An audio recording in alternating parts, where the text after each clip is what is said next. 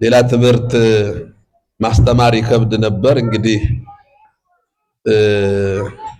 የኔታ ካስተማሩ በኋላ እንዲሁ ብናጠፋ እንኳን አርመው መጨረሻ ላይ ቢያስተምሩ ነበረ ጥሩ።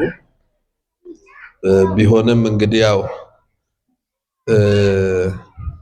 ጥቂት ደቂቃ ከኔ ጋራ ደግሞ አብረን እንቆያለን። እግዚአብሔር መንፈስ ቅዱስ ለሁላችንም ምስጢሩን ይግለጥልን። ባለችን ጥቂት ጊዜ የምንማማርበት የትምህርታችን ርዕስ እነዚህ ሶስቱ ጸንተው ይኖራሉ በሚል ኃይለ ቃል ይሆናል። እነዚህ ሶስቱ ጸንተው ይኖራሉ። ትምህርቱን ለማስታወስ ረዳን ዘንድ እስቲ አንድ ጊዜ ሁላችንም አብረን እንበል። እነዚህ ሶስቱ በሉ።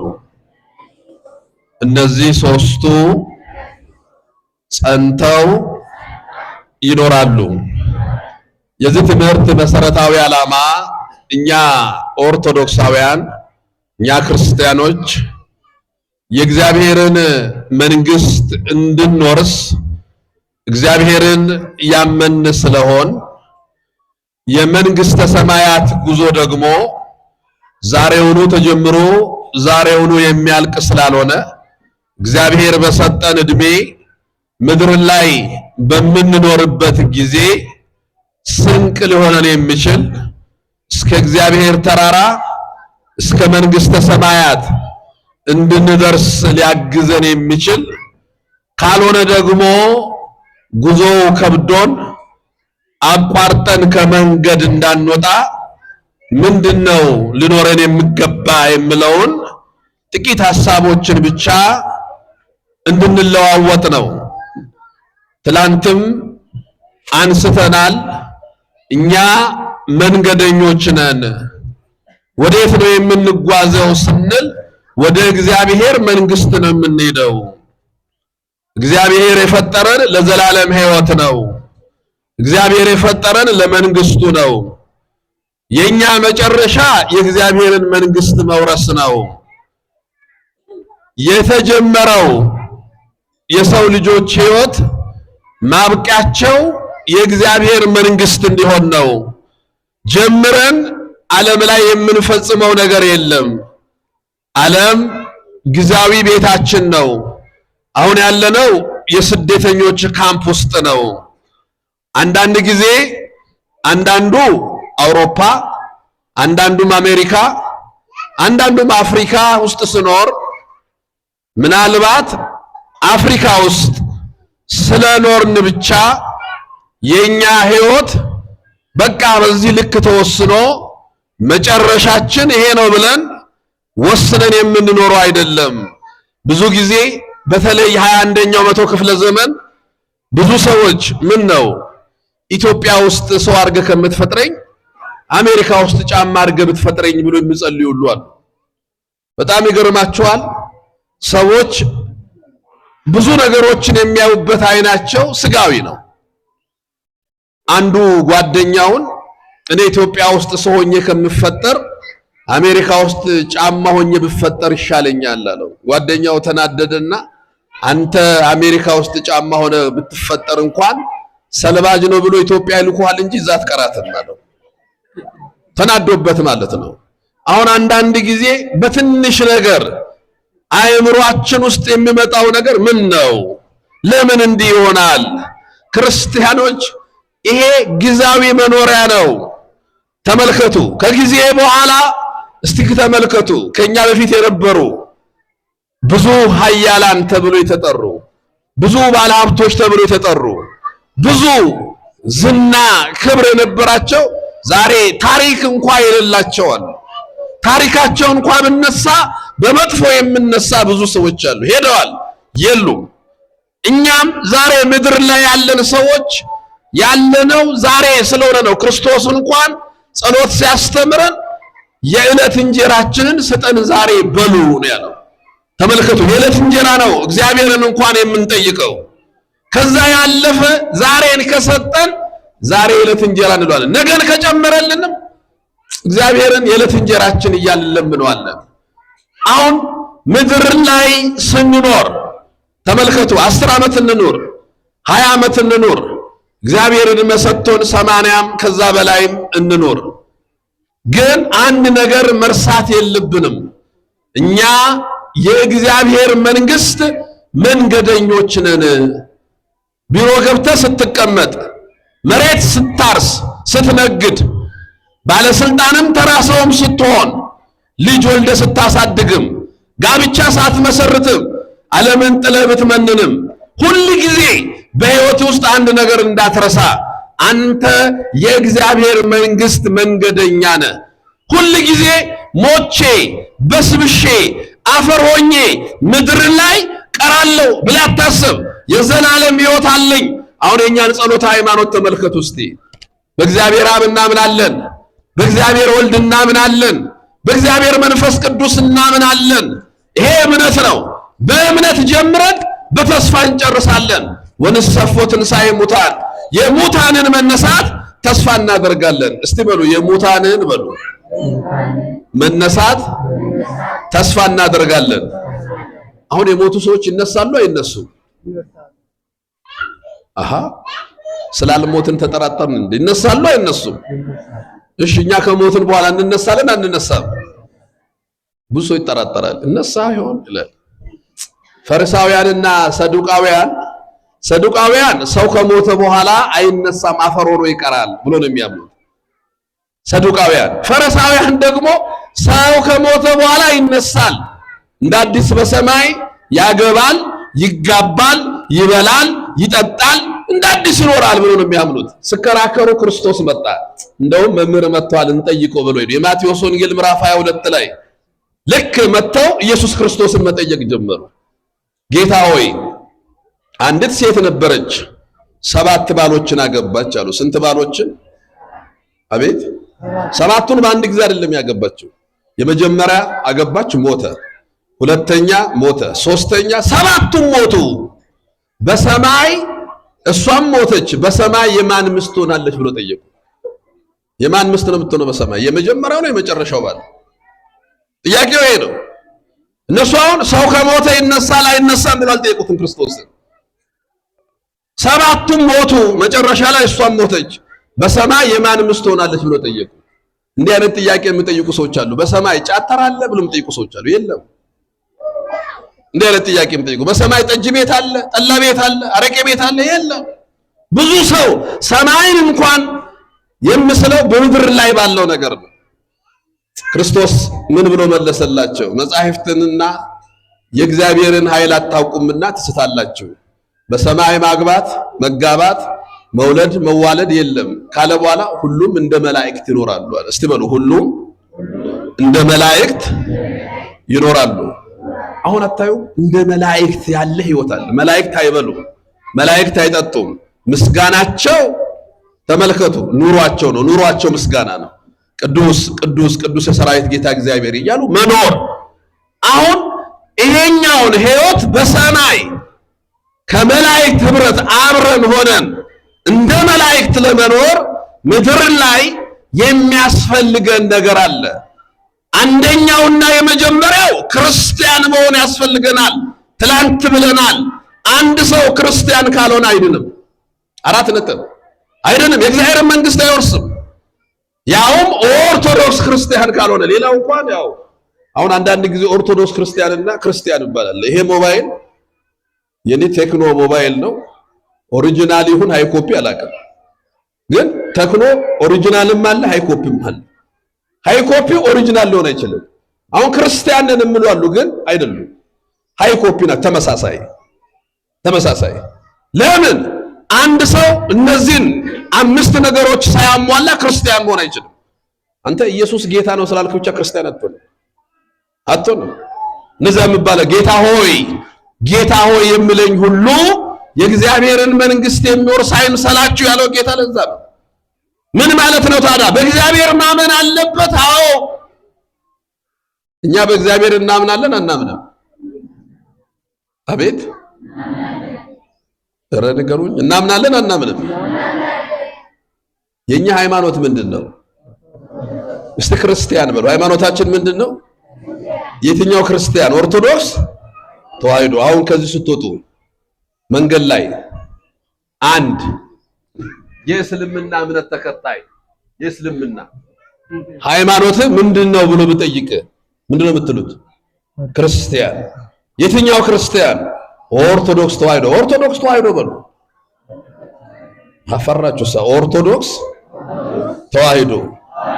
አንተ ኦርቶዶክስ ተዋህዶ ነህ? አዎ። እስቲ እምነትን በቀላሉ ግለጥልኝ ብለህ እስቲ በቀላሉ ያንተ ኦርቶዶክስ ተዋህዶ ነው? አዎ። እስቲ ኦርቶዶክስን በቀላል ቋንቋ ግለጥልኝ። ግለጡለት እስቲ በቀላል ቋንቋ። ኦርቶዶክስ ነኝ። አዎ። እስቲ በቀላል ቋንቋ ግለጥልኝ። ብዙ ኦርቶዶክስን የሚገልጡ ነገሮች አሉ። እስቲ በቀላሉ ግለጥልኝ። ግለጡለት እስቲ። አዎ ኦርቶዶክስ ነኝ፣ የተዋህዶ ልጅ ነኝ። እውነተኛ አስተምሮ፣ እውነተኛ አምልኮ። ኦርቶዶክስ ማለት እውነተኛ አስተምሮ፣ እውነተኛ አስተምሮ። አሁን ጎግል ላይ ገብታችሁ ኢንተርኔት ላይ ገብታችሁ what is ኦርቶዶክስ ብትሉ ኦርቶዶክስ is ብሎ በእንግሊዝኛ ይመልስላችኋል። ራይት worship or right teaching ይላችኋል። ኦርቶዶክስ ማለት ትክክለኛ አስተምሮና ትክክለኛ አምልኮ ይላችኋል። በቃ ይሄ ነው ኦርቶዶክስ ማለት። በነገራችን ኦርቶዶክስ የእምነት ድርጅት ስም አይደለም። አሁን ሌሎቹ ድርጅት ነው፣ እኛ ድርጅት አይደለንም። እኛ የሰውና የመላእክት ህብረት ነን። እኛ በብሉይ ኪዳንና በአዲስ ኪዳን ያሉ ምዕመናን ህብረት ነን። እኛ በአጸደ ሥጋና በአጸደ ነፍስ ያሉ ምዕመናን ህብረት ነን። እኛ በነቢያትና በሐዋርያት መሰረት ላይ ታነጽ ክርስቶስ የሚባል አምላክ ያለን ነን። ኦርቶዶክስ እውነት ነው። ኦርቶዶክስ መንፈስ ነው። ኦርቶዶክስ ሕይወት ነው። ኦርቶዶክስ አይን ነው። ተመልከቱ። ኦርቶዶክስ ክርስቶስ የመሰረታት፣ ሐዋርያት ያስተማሯት፣ አበው የጠበቋት፣ እኛ የተቀበልናት። እስቲ በሉ ኦርቶዶክስ በሉ።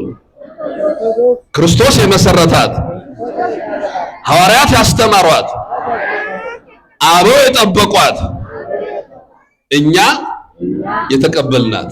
ቅዱስ አትናቴዎስ ነው ያለው ይሄንን። እኛ ተቀባይ ነን፣ መስራች አይደለንም። ታዲያ ይህችን ሃይማኖት እስቲ በአጭር ቋንቋ ግለጡ።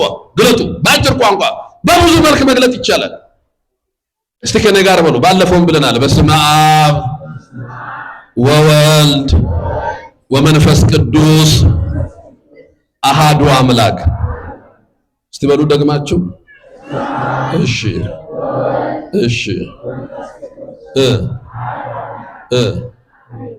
ስንት አምላክ? ስንት አምላክ? አቤት አንድ አምላክ። አሁን ተመልከቱ። እኛ 5 አዕማደ ምስጢራት አሉን። ስንት አልኳችሁ? 5። ምን ናቸው? ምስጢረ ሥላሴ በሉ ከኔ ጋር። ምስጢረ ሥላሴ፣ ምስጢረ ሥጋዌ። እነዚህ ሁለቱ ነገረ እግዚአብሔር ይባላሉ። ነገረ እግዚአብሔር በሉ። ምስጢረ ጥምቀት፣ ምስጢረ ቁርባን፣ ሀብታተ ቤተ ክርስቲያን በሉ። የቤተ ክርስቲያን ሀብት በሉ። ምስጢረ ትንሣኤ ሙታን፣ ነገረ ሕይወት። አሁን ቢያንስ ሁለቱን ነገረ እግዚአብሔርን እንገልጣለን። ሃይማኖት ኦርቶዶክስ ነው። አዎ ግለጥልኝ። በስመ አብ ወወልድ ወመንፈስ ቅዱስ አሃዱ አምላክ አሜን። ብዙዎቻችሁ ስታማትቡ እንዲህ ነው የምትይዙት። እንድትይዙና እንላለን። ምን ማለት ነው? እንዲሁ እኮ ትርጉም የለውም። እንዲህ አድርጎ ይላል። ያው ሁለት ጣት መያዝ የተለመደው ከእንግሊዝ ፕሪሚየር ሊግ ተጫዋቾች ነው። ከነ ሜሲ ከነ ሮናልዶ የወሰድ ነው። እነሱ ካቶሊክ ናቸው። ካቶሊክ ደግሞ ክሌ ባህሪ ነው። ሁለት ባህሪ ያለው ክርስቶስ ነው። አሁን ቅድም የሆነ ጽሑፍ የሆነ ሰው ልኮልኝ እያነበብኩ አዲስ አበባ አንዱ መናፍቅ መንገድ ላይ ያዘኝ አለ። እሺ ኢየሱስ ጌታ ነው ብሎ ጮህብኝ አለ። እሺ ኢየሱስ ጌታ ነው። አዎ ስንት ባህሪ ያለው ኢየሱስ ብዬ ጠየቅኩት አለ። ምን ይቆጠራል የሱ ባህሪ? እልፍ አእላፍ ነው አለኝ። የክርስቶስ ባህሪማ ምን ይቆጠራል? ምንድነው ባህሪው? ይመግበናል፣ ባህሪው ነው። እንትን ያደርገናል፣ ባህሪው ነው። ኢየሱስ ክርስቶስ ስንት ባህሪ ነው? እኛ ደግሞ እንዳንሰ ስንት ነው የሱ ባህሪ? እሺ ሥላሴ በባህሪ ስንት ናቸው? ክርስቶስ እኮ እንዲህ የምንይዘው ስንት ባህሪ ብለን ነው? አንድ። ካቶሊኮቹ ከሁለት ባህሪ የሚሉት እንዲይዘው ነው። እኛ አንድ ባህሪ ነው የምንለው። እስቲ እንዲያዙ ስንት ባህሪ ማለት ነው? አንድ። ከሁለት አካል አንድ አካል፣ ከሁለት ባህሪ አንድ ባህሪ። አሁን ተመልከቱ ሁለቱን ነገረ እግዚአብሔርን አብ ወልድ መንፈስ ቅዱስ አንድ አምላክ። እስቲ አንድ አምላክ በሉ። የትም ቦታ የኦርቶዶክስ መሰረተ እምነት አብ ወልድ መንፈስ ቅዱስ ስንት አምላክ?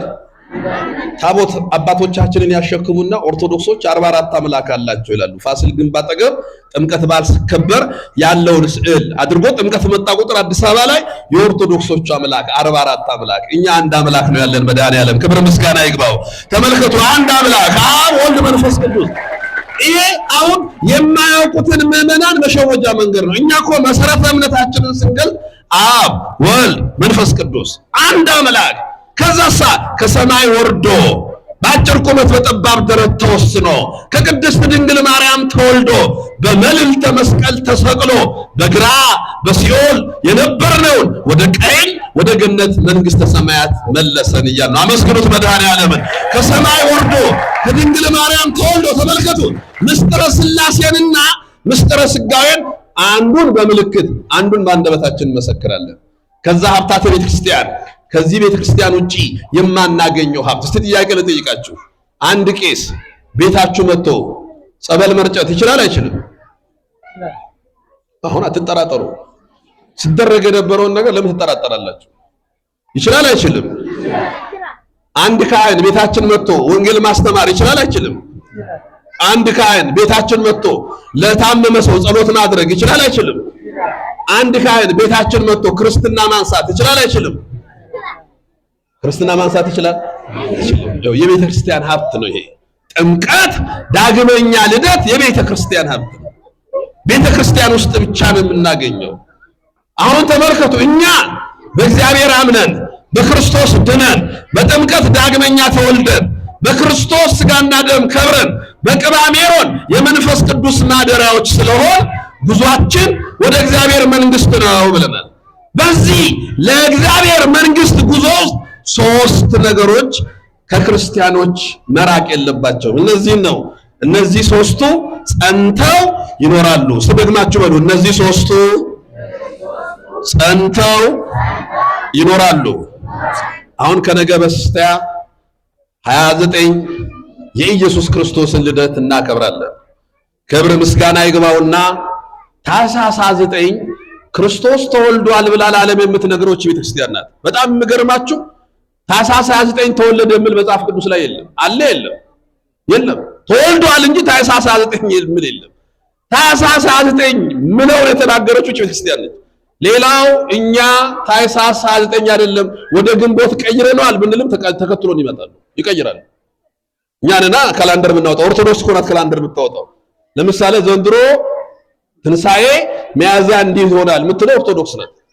ከዛ ይመጣና ሁሉም ተደርድሮ መግለጫ ይሰጣል። እንኳን ለትንሳኤ ሙታን አደረ መቼ ቀኑ ቀይረናል ካሉ ቆይ እነሱ እስክሉ እንጠብቅ ማለታቸው አይቀርም። አሁን ታኅሳስ 29 ክርስቶስ ተወልዷል ትላለች። በጣም የሚገርማችሁ ኦንሊ ይሄ አምስቱ የሉተር ሶላ የሚባሉ አሉ። ሶላ ስክሪፕቻ ይላሉ። መጽሐፍ ቅዱስ ብቻ። አሁን መጽሐፍ ቅዱስ ብቻ ብለህ ከተቀበልክ ኢየሱስ ክርስቶስ ታኅሳስ 29 ተወለደ የሚል መጽሐፍ ቅዱስ ላይ የለም። መጽሐፍ ቅዱስ ብቻ ብሎ የተቀበለ ሰው ከ12 ዓመቱ እስከ 30 ዓመት ዮርዳኖስ እስክጠመቅ ድረስ መጽሐፍ ቅዱስ ላይ ተጻፈ የለም። የት ነበረ ክርስቶስ ብትለው አላውቅም ብለ አያውቅም። እቺ ቤተክርስቲያን ግን የት እንደነበረ ምን ሲያስተምር እንደነበረ ምን ሲያደርግ እንደነበረ አላት። ሙሉ ቤተክርስቲያን ስለሆነች በእውነት የዚህ ቤተክርስቲያን ልጆች ያደረገን መድኃኔዓለም ክብር ምስጋና ይግባው። አመስግኑት። ሙሉ ቤተክርስቲያን ሙሉ ናት ቤተክርስቲያን። አሁን ተመልከቱ በክርስቶስ ልደት ወደ ቤተልሔም የሄዱ አሉ። ለምሳሌ እረኞች በክርስቶስ ልደት ወደ ቤተልሔም ሄደዋል። ምዕመናን ጧት በደንብ ስንሰማ ነበር። የክርስቶስ ልደት የሚከበረው በአማናዊቷ ቤተልሔም በቤተ ክርስቲያን ነው። እዚህ መተን ከአባቶቻችን ጋር ዘምረን ልክ መላእክት በዛን ዕለት ዘምረው ወደ ሰማይ ከፍ እያሉ አርገው እንደሄዱ ገርሟቸዋል። መላእክት ክርስቶስ ሲወለድ ሲያዩት በእናቱ እቅፍ ላይ ነው። ሕፃን ያለቅሳል። ከፍ ብሎ ሲያዩትም በሰማይ ከአባቱ ጋር አለ። ከአቅማቸው በላይ ሆነና ስብሐት ለእግዚአብሔር በሰማያት ወሰላም በምድር ስምረቱ ለሰብ እያሉ እየዘመሩ ወጡ። እኛም የመላእክት ልጆች ስለሆን የመላእክት ወዳጆች ስለሆን በቤተልሔም በቤተክርስቲያን ተገኝተን እንዘምራለን። መላእክት ተገኝተዋል፣ እረኞች ተገኝተዋል። ያ ብቻ ሳይሆን ሰብአ ሰገል የጥበብ ሰዎች ነገስታት በኮከብ ተመርተው ኢየሱስ ክርስቶስ ወደ ተወለደበት ስፍራ መጥተው ክርስቶስን ከእናቱ ጋር አገኙት ይላል። ከማን ጋር? ኧረ ተናገሩ። ከማን ጋር? እችን እንዳትረሱ። ከማን ጋር? ከእናቱ ጋር የሌለ ኢየሱስ አይደለም፣ ሌላ ነው። ተጸነሰ ከድንግል ማርያም፣ ተወለደ ከድንግል ማርያም፣ ተሰደደ በድንግል ማርያም ጀርባ፣ ለግዝረት ቤተ መቅደስ መጣ ድንግል ማርያም አቅፋው። በ12 ዓመቱ ቤተ መቅደስ ነበረ ከድንግል ማርያም ጋር። እስከ 30 ዓመቱ አንድ ቤት ኖረ ከድንግል ማርያም ጋር። ውሃውን ወደ ወይን ጠጅ ቀየረ በድንግል ማርያም ምልጃ። እረ ተሰቀለ ቀራንዮ መስቀል ነበረች መስቀሉ ስር። እረ አድርጎ መንፈስ ቅዱስን ለሐዋርያት ላከ፣ ሐዋርያትም ጋር ድንግል ማርያም ነበረች። እሷ የሌለችበት ወንጌል የለም። ክብር ምስጋና ይግባትም የቤታችን ድንግል ማርያም የሌለችበት ወንጌል የለም። ይሄንን አሁን ወንጌል ተጸነሰ ነው፣ ወንጌል ተወለደ ነው፣ ወንጌል ተሰደደ። ወንጌል ክርስቶስን የሚያሳየው ወንጌል ድንግል ማርያምን አይሸፍንም። እስቲ ዝም ብላችሁ በምሳሌ እንኳን ሊቃውንተ ክርስቲያን ሲያስተምሩ የአምላክን ሰው መሆን ሲያስተምሩ እንግዲህ በእኛ በዚህ በገና ጾም በዚህ በነቢያት ጾም ናትናኤልና ፊልጶስ ሲነጋገሩ ዮሐንስ ወንጌል ምዕራፍ 1 ላይ ሙሴ በሕግ ነቢያት በትንቢት ስለሱ የተናገሩትን የናዝሬቱን ኢየሱስን አግኝተነዋል አለ። ሙሴ በሕግ ነቢያት በትንቢት ስለሱ የጻፉለትን የናዝሬቱን ኢየሱስን አግኝተነዋል። አሁን ፕሮቴስታንቶች የናዝሬቱ ኢየሱስ ሲባል ደስ ይላቸዋል፣ የድንግል ማርያም ልጅ ኢየሱስ ሲባል ደግሞ ይከፋቸዋል። አሁን ናዝሬት የተወለደበት ከተማ ይበልጣል ወይስ የወለደችው እናቱ ይበልጣል? እስቲ የድንግል ማርያም ልጅ በሉ ኢየሱስ ክርስቶስ። ክብር ምስጋና ይግባው። የድንግል ማርያም ልጅ ኢየሱስ ክርስቶስ። አሁን የናዝሬቱ ኢየሱስ ሲባል ደስ ይላቸዋል። ይሄ ለምን አነሳን መሰላችሁ? እስቲ ዝም ብላችሁ በምሳሌ ሙሴ በሕግ መጽሐፍ የገለጠው ክርስቶስ አንድ ቦታ ላይ ሙሴ ብዙ ቦታ ላይ ምሳሌ ገልጧል። ለምሳሌ ኢየሱስ ክርስቶስን ሙሴ ከገለጠባቸው ምሳሌ ህብረ አምሳል ቅዱስ ጳውሎስ አስቀድሞ በብዙ መንገድ በብዙ ጎዳና ለአባቶቻችን ነቢያት ተናገረ። መንገድ ጎዳና ህብረ አምሳል ነው። በምሳሌ ሞሪያ ተራራ ላይ አብርሃም ልጅ ይስሐቅን ሰዋልኝ ሲባል ይስሐቅን ይዞ ወደ ሞሪያ ተራራ ሲሄድ አብርሃም በይስሐቅ ፈንታ የተዘጋጀ በግ ነበር። በጉ በዕፀ ሳቤቅ ታስሯል። አብርሃም ተው ተብሎ በይስሐቅ ፈንታ የታረደ በግ አለ። ያ በግ የታረደው ሞሪያ ተራራ ላይ ነው። ምን ተራራ ላይ አልኳችሁ? ሞሪያ